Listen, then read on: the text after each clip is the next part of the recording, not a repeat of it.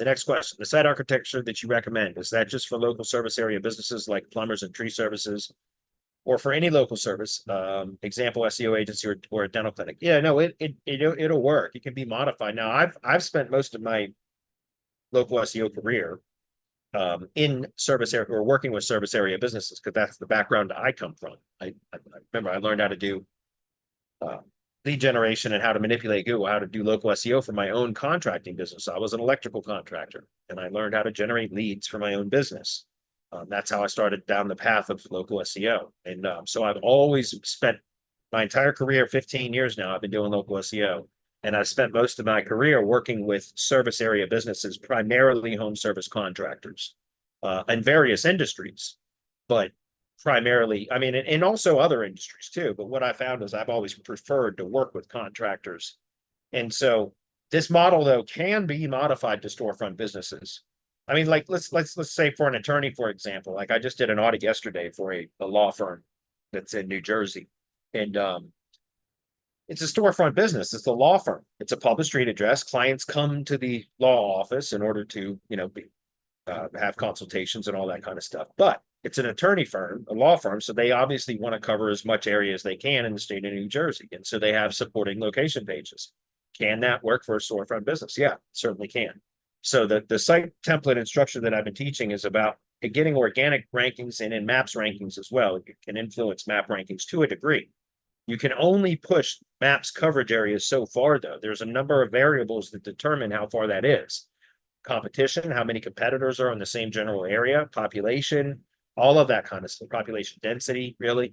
All of that can affect or influence how far out you can expand, top rankings in the top 3, I mean, for a Google business profile and map search.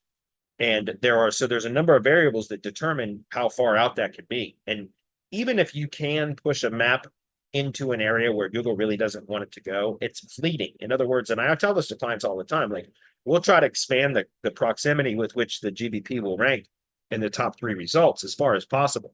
But at some point, we're going to find out where like the invisible barrier is that Google just does not want to allow it to rank in the top 3 beyond that point.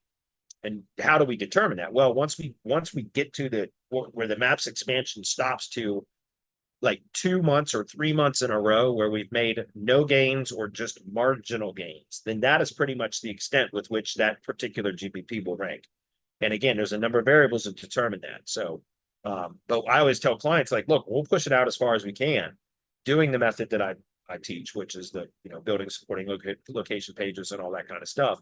That tries to, expand that maps coverage area as far as possible. But once we find where that kind of invisible barrier is, beyond that, it's futile to continue trying to push the map, because even if you get it to pop into like the next adjacent area, if Google, at every opportunity that Google can to push it back down out of the top 3, it will.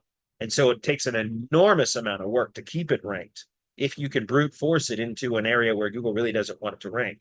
So what I always tell my clients is, like, we'll push it out as far as we can.